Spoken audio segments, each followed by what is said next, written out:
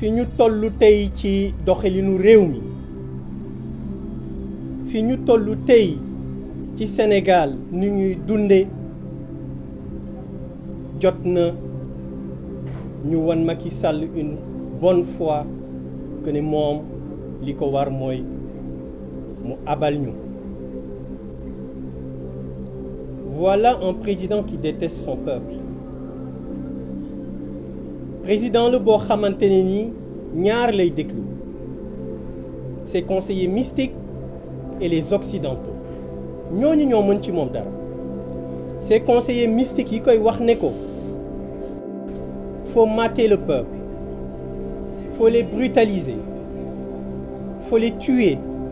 pour am un troisième mandat. Ak les occidentaux yi koy wax ne ko na nga def tout ba am un troisième mandat bu ko defee contrat yi nga xam ne nii signé nañ ko ñu mën ko préserver. Macky Sall ñooñu lay déglu waaye ñi nga xam ne nii ñoo ko fal muy peuple sénégalais faalewu leen joxu leen orma yëgu leen te depuis mu nekk fi depuis 2012 loolu lay wane. Sama camarades yi nga xam ne nii ñoo jëkk wax nañu coono bi nga xam ne moom la sénégalais gis nga li xew dafa am lu mu wane ci situation bi sénégalais yi du dund mooy la disponibilité des casseroles parce que casserole yu sénégalais yëpp dañoo dëpp sénégalais yi reer ndekkeetuñu te ñi ci tane dañuy añ rek ki reerul casserolom yëpp dëpp gis ngeen démb muy góor muy jigéen muy mag muy ñi nga xam ne nii sax dañu dem ba tollu ci benn âge bi dañoo génne wax ne ko Macky Sall doyal nañ ci yow. waa su fekkee da nga jiite réew boo xamante ne ni population bi ci boppam nee nañ la doyal nañu mais nga war a am benn humilité benn sagesse nga déglu leen waaye ñu ngi wax askanu Sénégal ne leen jamono yi ñu toll Macky Sall def na lépp ba mu des mu dégg li ko sénégalais yi di wax mu dégg li ko sénégalais yi di wan li muy dégg moom laa leen wax ci sama njalbeenu wax mooy li ko xërëmkatam yi di wax ak promesse yi mu jox occidentaux yi looloo ko yitteel dafa nekk ci benn état d'esprit de va-t-en-guerre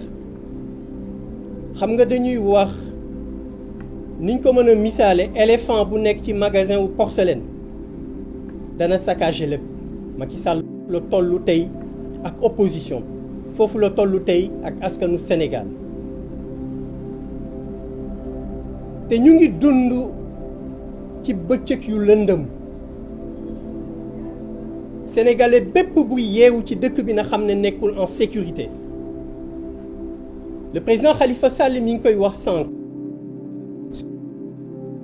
cim réew député nga xam ne nii dafa am immunité parlementaire nekk en session ñu mën ko jël tëj ko te kenn mënu ci dara ñu war a xam ne dëkk boobu képp ku fa yeewoo jàppal ni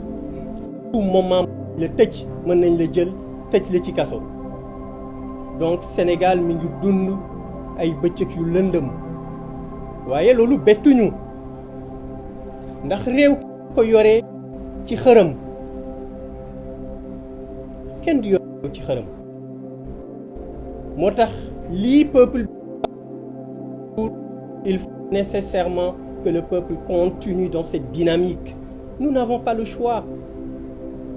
Nous n'avons pas le choix. Il faudra impérativement que ce peuple prenne les choses en main. Cette souveraineté aujourd'hui confiée à Macky Sall, elle lui a été confiée par le peuple. Et il appartient au peuple sénégalais de la reprendre. De la reprendre de façon pacifique. S'il est conscient de la situation, ou bien de la reprendre autrement s'il s'entête et persiste dans sa bulle présidentielle. dama nekk di seetaan benn émission ci benn télé ñoom ma ciy déglu benn góor bu xaw a am at yu xaw a avancé muy wax entretien bu mu amoon ak Cheikh Anta Diop en 1982 góor gi di nettali ni Abdoulaye Wade waree président di nettali it ni nga xam ne ni ki war a remplacer Wade mooy mu war a nekkee président mi ciy expliquer di wax ni ki war a remplacer Abdoulaye Wade ndaw la wax ne Sénégal ba mu daj du ñu xalaat une seule seconde ne kooku moo war a remplacer Abdoulaye Wade moom ci boppam mënul imaginer une seule seconde que ne moom moo war a remplacer Abdoulaye Wade waaye moom dafa am benn mission te nee na Cheikh Anta Diop mooy wax ak moom en 82 ne ko dafa am benn mission mooy mu ñoŋal institution yi dëgëral leen ba kenn dootul mën a bafouer la constitution mu ne ko nag am na ñetti mbir yoo xamante ne nii muy musiba dana ko dal su fekkee ne góor gi mooy wax de te Cheikh Anta Diop moo wax ak moom ñetti mbir yooyu lii nga xam ne nii mooy mission yam su ko defulee ñetti mbir yooyu dana ko dal mooy dana am lu ñuy wax 3 morts il va mourir moralement moo di bés bu génnee yëkkati kàddu xale yi dañ naan waxul dëgg de day kàcc te jàpp nañ ne tollu nañ foofu lépp lu mu ñu waxoon ci bañ koy bëgg fal lépp lu mu ñu waxoon ba mu faloo génn na ci góor gi teg ci ne Cheikh Anta daf ko ne dana mort politiquement mu ne mort politiquement mooy signifié nii dana créer partem ba muy créer partem ña mu àndaloon ñooña dana dem ba tollu jamono mu seppi leen benn par benn génn leen ci parti ba jël ñi nga xam ne nii ñoo ko gënoon bañ taf leen ci wetam te loolu askanu Sénégal yépp teg na ci bëtam ci fi ñu toll mais nag bi ci gën a doy waar mooy ñetteelu mort bi mooy mort physique bi mu ne su deful nànk su continuer ci dynamique boobu du loolu man maa koy wax góor gi waxu ko Cheikh Anta Diop moo ko ko wax te vidéo bi je pense que ñu bëri gis nañ ko mu wax ni su deful nànk dana mort physiquement loolu nag ñun ñii nga xam ne nii ñoo nekk ay sénégalais bëgg suñu réew bëgg stabilité dëkk bi nekk ci opposition bi ñaanaluñ ko ko ay jullit lañ on est des humains kenn du ñaanal sa mbokk jullit mu yegg foofu moo tax ñu ngi ñaan ñi nga xam ne nii ñooy seeni conseiller ne xam naa ne bari na ay conseillers waaye duñ ko conseiller du leen déglu ñu ngi leen di wax nag conseillers yooyu nañu jël seeni responsabilité une fois benn yoon ci seeni dund wala benn yoon ci pal gi ñu leen pal ñu leen di fay ci xaalisu askan bi ñu jël seen responsabilité wax ak Macky Sall ñu ngi wax it son gouvernement di ci jiital son ministre de l'intérieur Antoinette Diome autant pour moi Antoine Diome di ko wax ni ko yoon bii nga xam ne nii ci la jëmale président de la république wala sax yoon bi nga xam ne nii président de la république moo ko ci dugal wala mu ji di ko ci gunge na ko dakkal te wax gouvernement bi ne leen bu fekkee ne am nañu benn once d'éthique